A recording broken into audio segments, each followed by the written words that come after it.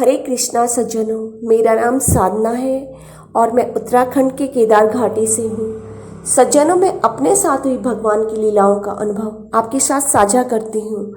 आज इसी क्रम में भगवान की यह लीला है।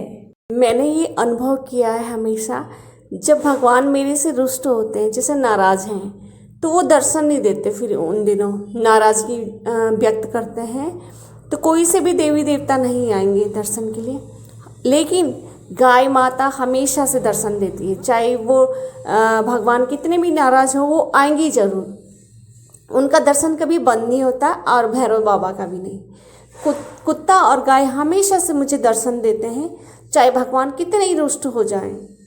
जब हम 5 अक्टूबर 2020 को आश्रम छोड़ के कहीं हमने रूम लिया और वहाँ रहने के लिए चले गए 2020 में, तो उस दिन माँ भगवती सिर पर सवार होकर धुंधले ही पन में दर्शन देकर अदृश्य हो गई। यह दर्शन लगभग 8 बजे से 9:30 बजे के बीच का था रात्रि। और 6 अक्टूबर 2020 को इस दिन मेरे आंखों के सामने पे लगभग 8 बजे खूब सारी गाय माता आई, जैसे दर्शन में आई। जैसे 4-5 आ रखी है और 4-5 ही कुत्ते हैं आ रखे, दोनों के दोनों। और उन दोनों ने मुझे घेर रखा और वो मुझे चाट रहे हैं बेतहाशा। मैं उनसे सोच रही पीछे छुड़ाने की कि किधर को निकलूं, लेकिन वो मुझे छोड़ ही नहीं रहे। उन्होंने ऐसे अपने हाथों से मुझे जकड़ रखा है और जीभ से चाटते ही जा रहे हैं, कुत्ता भी और गाय भी। मेरे घर से दोनों के लिए रोटियां निकलती हैं, तो इसलिए वो दर्शन में ऐसे दिखा रहे हैं, मतलब साक्षात दर्शन, प्रेम जाहिर कर रहे हैं दर्शन के माध्यम से। और उन दोनों ने ही, मतलब कुत्तों ने भी, जैसे 4 कुत्ते होंगे 4 गाय होगी, उन्होंने मुझे चाट के अपने पाँव से और अपने साथ 1 सेकंड तक लिपटाए रखा और बांधे रखा ऐसे, और फिर अदृश्य हो गए वो। ऐसे मुझे साक्षात मतलब प्रकट होकर उन्होंने ऐसी क्रिया की मेरे साथ। मेरे साथ ऐसे अचंभित करने वाले दर्शन अक्सर होते रहते हैं। मैं खुद अचंभे में पड़ जाती हूँ कि ऐसे कैसे हो रहा है, और पता नहीं मेरा प्रारब्ध होगा या भगवान जाने, या फिर इन मालाओं का फल होगा जो मैं माला करती हूँ। इसके आगे की लीला 22 अक्टूबर 2020 की है और सुबह 7 बजे की है। जब हम आश्रम से रूम लेने के लिए गए, जहाँ हमने रूम लिया वहाँ पर हम रह रहे थे, तो जहाँ आए हुए थे हम 5 अक्टूबर 2020 से, तो हमारा सामान अस्त व्यस्त हो रखा था। उस दिन माता दुर्गा ने मुझे दर्शन तो दिया, लेकिन दर्शन धुंधलेपन में दिया। ना ही तो उस दिन मैंने पूजा की थी, मैं थकी हुई भी थी, और मैंने 4-5 दिन तक भी और पूजा नहीं की। उसके बाद तो मैं आलस्य की अभ्यस्त हो गई और मैंने 22 अक्टूबर तक भी पूजा नहीं की। 5 अक्टूबर से लेकर और 22 अक्टूबर हो गई, मैंने पूजा ही नहीं करी। इतना लंबा समय हो गया, सामान सारा अस्त व्यस्त। अब सुबह 7 बजे का समय था। जैसे ही मैं सोई हुई थी तो बिजली कड़कड़ाने की आवाज़ जैसे ही मैंने सुनी, घड़ी पर नजर गई तो 7 बज रहे थे। आवाज़ के साथ आसमान की बिजली मेरे कमरे में प्रकट हुई, साथ ही साथ भोलेनाथ भी उसी बिजली में प्रकट हुए। वे अदृश्य हुए और फिर दोबारा बिजली कड़कड़ाई। गणेश भगवान उसी बिजली में प्रकट हुए। शिवजी के चेहरे पर हैरानी के भाव थे, जैसे कोई हैरान हो जाता है ना किसी चीज़ को देख के, तो वो मुझे देख के हैरान थे। ऐसे भाव थे भगवान शिव के चेहरे में। और उसके बाद गणेश भगवान के चेहरे पर ऐसे भाव थे। फिर गणेश भगवान भी उसी बिजली में प्रकट हुए। शिवजी के चेहरे पर हैरानी के भाव थे और गणेश भगवान के चेहरे पर ऐसे भाव थे जैसे अचंभित करने वाले। वो मुझे अचंभे से देख रहे थे, जैसे कोई किसी को आश्चर्य से देखता है, हैरानी से, वो मुझे ऐसे देख रहे थे। और जब जैसे उतर के कोई संभलता है बस से या किसी चीज़ से, ऐसे ही वो बिजली से कूद के ऐसे संभले, अपने आप बिजली के अंदर से ऐसे कूदे और ऐसे संभलते हुए देखा उन्होंने मेरे को। इस प्रकार हड़बड़ाहट में गणेश भगवान बिजली के साथ प्रकट होकर मुझे वैसे ही देख रहे थे, हैरानी से। और अब वे तुरंत ही 1 सेकंड के बाद ही अदृश्य हो गए। मैं दिन भर चिंतित रही और समझ नहीं पा रही थी कि बिजली में प्रकट होना शुभ है या अशुभ, क्योंकि ऐसी लीला मेरे साथ प्रथम बार हो रही थी और मैं खुश हो रही थी। मैं सोच रही थी कि अच्छा होगा, क्या पता बिजली के साथ प्रकट होना।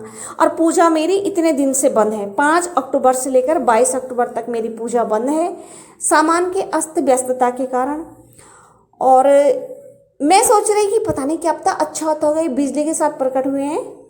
लेकिन फिर भी हृदय में ऐसा भी आ रहा था कि क्या पता अशुभ हो, फिर मन में हो रहा था कि क्या पता शुभ हो, फिर शुभ अशुभ, बस ऐसे ही मेरे हृदय में चल रहा था कि पता नहीं शुभ है या अशुभ है। ऐसे हम ले जाते हैं अपने फॉरनर स्टूडेंट्स को वहाँ भगवान बलभद्र के मंदिर में, जिसे शेषनाग प्रभु का मंदिर भी कहते हैं। और वहाँ के पुजारी दीपक पुंडीर महाराज जी हैं, जो बिल्कुल बागेश्वर धाम की तरह बोलते हैं, बिल्कुल सत्य बोलते हैं। और उनका चैनल है एक यूट्यूब पर, भाव सरिता नाम से। तो उसमें उनके जितने भी भक्त हैं, जिसको भी वहाँ जाना होगा, अगर उनके भक्तों से जो कमेंट्स में होते हैं वो उनके भक्त ही हैं, तो वो स्वयं ही किसी को भी बता देंगे कि ये बात सत्य है या नहीं है, कि वो बिल्कुल बागेश्वर धाम की तरह सत्य बोलते हैं या नहीं बोलते हैं। इस प्रकार से हमें वहाँ अपने स्टूडेंट्स को ले जाना ही था उस मंदिर में, और हम लेकर गए तो हमारा भी नंबर आ गया। बहुत मुश्किल से ही आता है नंबर, लेकिन भगवान की ऐसी कृपा रहती है कि हमारा नंबर आ ही जाता है हज़ारों की भीड़ में। और वैसे हमेशा वहाँ पे 2-3 हज़ार तो खड़े ही रहते हैं ऐसे, जिनका नंबर आता नहीं है, लेकिन भाग्य है जो मेरा नंबर आ ही जाता है जब भी जाती हूँ। तो मेरा नंबर आया तो मैं भैया के सामने पे बैठ गई, वो जो दीपक पुंडीर महाराज जी हैं। तो मैंने पूछा कि भैया बताओ हम यहाँ क्यों आए हैं। तो उन महाराज जी ने बताया मुझे कि बताओ कितने दिन हो गई पूजा छोड़ी हुई, समझ गए, ऐसे बोला कि इसलिए भोले और गणेश जो है प्रभु नाराज होकर बिजली में प्रकट हुए, उन्होंने स्वतः ही बोला। तो मैं कह रही कि भैया मैं तो बड़ी खुश हो रही कि वो बिजली के साथ प्रकट हुए, कि फिर मैं कहने लगे कि नहीं भैया अच्छा होता होगा बिजली में प्रकट होना। तो भैया ने कहा कि अच्छा ये बताओ मुझे कि मुझे कैसे पता है कि तुमने 1 महीने से पूजा छोड़ रखी है। तो फिर मैं चुप हो गई, मुझे जवाब मिल गया कि ये बात भी सत्य है। तब भैया ने कहा कि नहीं वो नाराज़ हैं बहुत ज़्यादा। और आगे भैया ने ये कहा कि बिजली में प्रकट हुए पूजा का प्रभु इंतजार करते हैं। तो फिर मैं आश्चर्य में पड़ गई कि अरे क्या, मैंने कहा भैया क्या मेरी पूजा का इंतजार करते हैं भोलेनाथ और गणेश भगवान। तो फिर मेरे मन में प्रश्न हो गया कि मेरे द्वारा की गई क्षणिक पूजा का भोलेनाथ और गणेश भगवान के दृष्टि में क्या महत्व है, क्या मेरी पूजा वास्तविकता में इस योग्य है जो गणेश प्रभु और भोलेनाथ जी को मुझे पूजा याद दिलाने के लिए आना पड़ा। और फिर मैंने भैया से पूछा कि भैया मैं तो ऐसे ही करती हूँ कि, तो भैया ने कहा कि देखो वो इंतज़ार करते हैं पूजा का, जो भी भक्त करते हैं उनकी कर्मानुसार करते हैं। तो तुम इतने वर्षों से कर रही हो, 2017 से कर रही हो, और अब तुम जो है 2020 में तुमने इसे छोड़ दिया 1 महीने से, तो फिर इसीलिए वो तुम्हें याद दिलाने के लिए आए, क्रोध में आए, बिजली इसलिए आई साथ में क्रोध में। और भैया ने कहा कि तुम्हें याद दिलाने के लिए तो वो आए कि तुम बेसुध पड़ी हो। फिर उसके अगले दिन से निरंतर मैं पूजा करती आ रही हूँ आज तक। उसके बाद मैंने कमरा ठीक किया अपना, फिर मैंने पूजा का स्थान बनाया फ्रिज के ऊपर, क्योंकि यहाँ 2 कमरे तो नहीं थे, एक ही कमरा था हमारे पास और एक किचन। पहले 2 कमरे थे जहाँ रहते थे इससे पूर्व में, तो हमने सामान एडजस्ट किया जैसे भी करके, और फिर मैंने किचन में फ्रिज के ऊपर कर दिया अपना मंदिर का स्थान। लोग कहते हैं कि किचन में नहीं करना चाहिए पूजा, घर किचन में खराब होता है।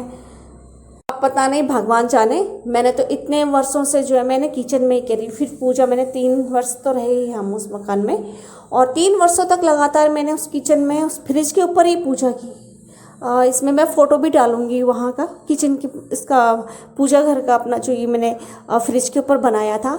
तो अक्सर मैं सुनती हूँ वीडियोस में कि किचन में नहीं बनाना चाहिए, तो फिर मैंने तो बनाया, और वहीं ज्योति भी प्रकट हुई वहाँ पूजा के स्थान से ही, और मेरे हृदय में समाई थी वो ज्योत, उसी किचन की बात है ये।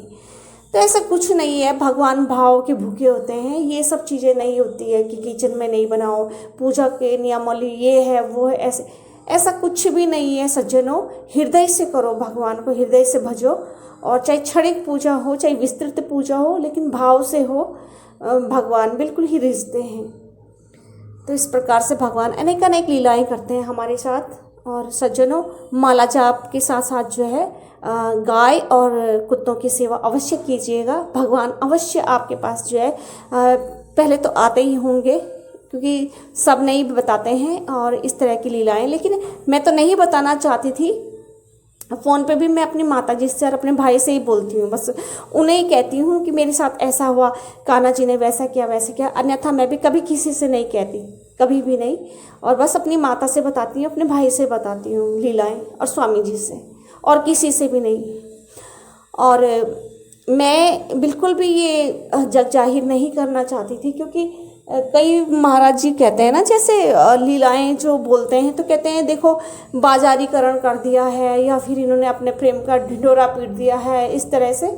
तो मैं बिल्कुल भी नहीं ये लीलाएं नहीं बताना चाहती थी, लेकिन ये मैं भोलेनाथ के कहने पे ही ये वीडियोज़ बना रही हूँ, अन्यथा मेरा कोई भी वो नहीं है, इनका बनाने का कुछ वो प्रयोजन नहीं है कि मैं इसलिए बना रही हूँ या पैसे कमाने के उद्देश्य से, नहीं, मुझे वैसे कोई आवश्यकता नहीं है। इतना मेरी पूर्ति के लिए स्वामी जी हैं, इतना कर लेते हैं कि हम अपना जीवन आराम से बिता सकें।